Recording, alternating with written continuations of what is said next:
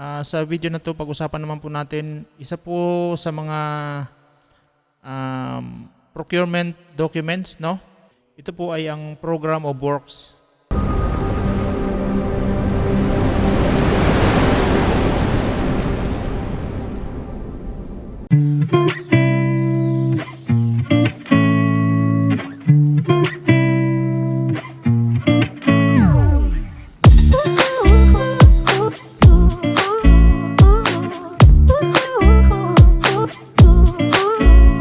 Hello partners, kamusta?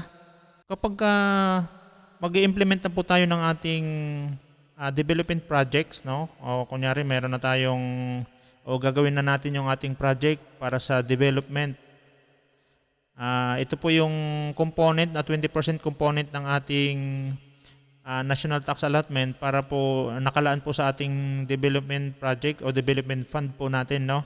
So usually, kapag nagpo-form tayo ng ating budget, nire-require na to ng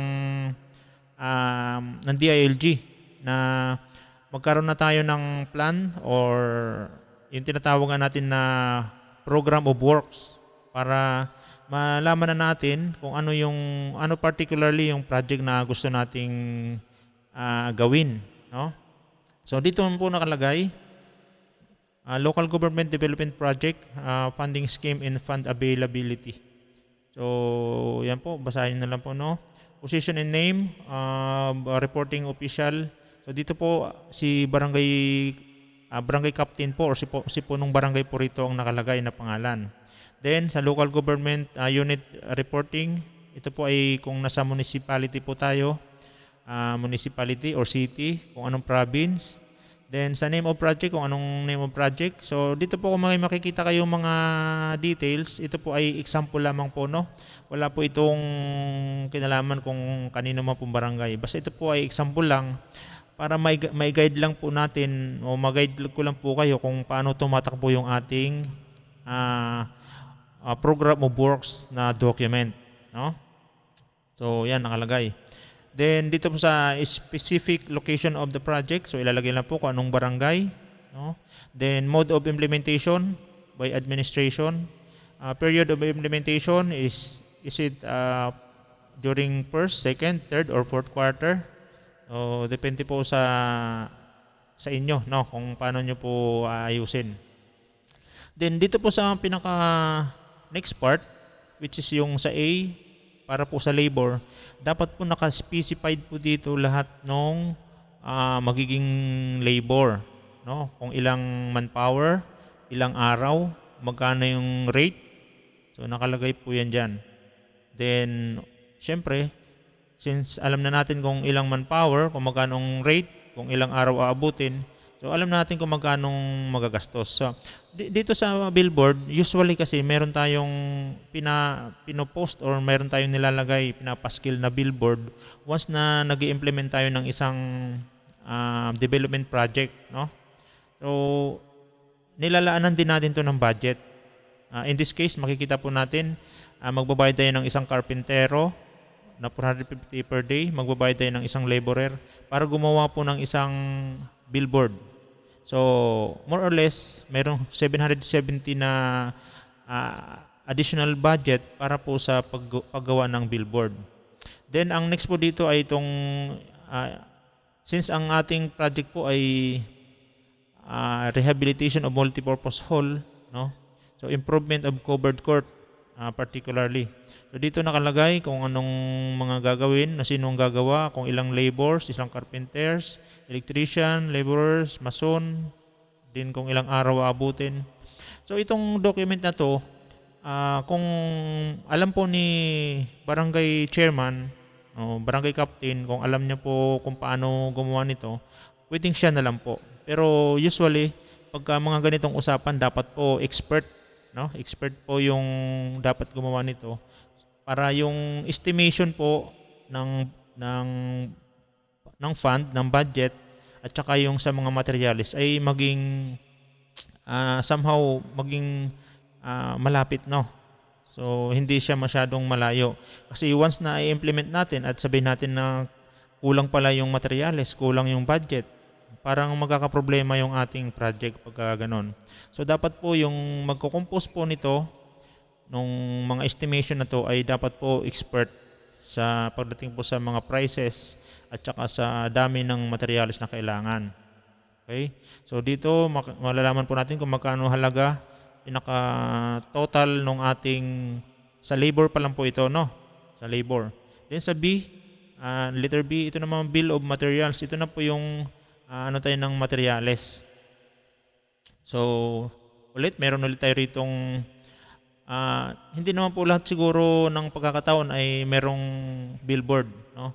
So may mga times na wala na siguro nito, pero in this example ipapakita ko lang po para alam nyo rin po kung halimbawa magkakaroon kayo ng mga billboard, so kasama na sa computation.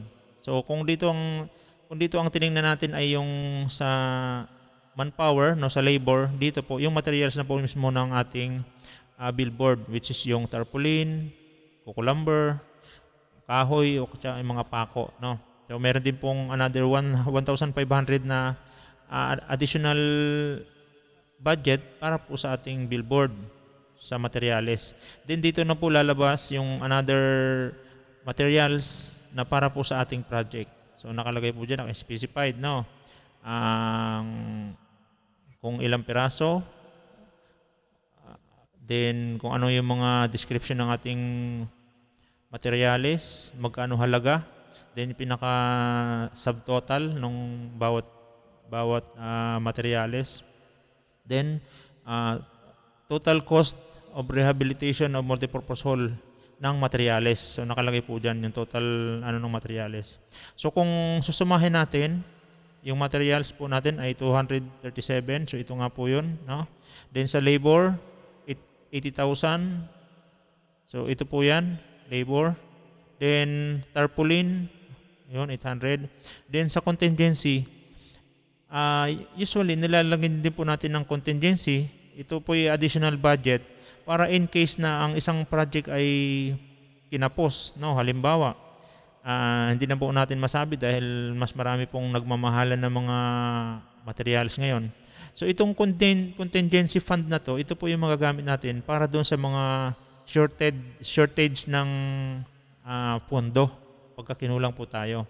So all in all, kung susumahin natin, doon sa ating project, meron tayong total, kasama na po yung ating contingency, yung 515,000. For example lang po ito ha, ito po yung kabuuan na budget para po sa ating development fund or para sa ating development project. So, napakalinaw po niyan. So, kung titignan po natin, prepared and submitted by the punong barangay, no? Then ito po ay i-check ng ating municipal engineer. So titingnan po niya kung meron po bang mga babaguhin, merong ayusin, or kung okay na, then automatic approve na yan ni punong barangay. Si punong barangay mismo yung mag-approve. Okay? Then sa ating page 2, document, so same, no? Then si punong barangay ulit ang name reporting official, municipality, province, same. Dito naman po nakalagay cost of estimates. So sa labor na ganun din, kung ano yung mga details doon sa first page, dito po sa cost of estimates ilalagay lang po natin dito, no? Then initial project allocation, ito po mismo. Then magkakaroon po dito ng certification si Municipal Planning and Development Coordinator. So sa ating municipal po yan, no? Sa planning. Then sa funding scheme and fund availability, so dito po malalaman kung para saan or saan galing yung budget. So in this case, ang project po natin ay para sa ating development project. So dito po natin kinukuha yan sa Barangay Development Plan, 20% of barangay era or sa NTA po natin ng development project o development fund. Okay? So yan. Then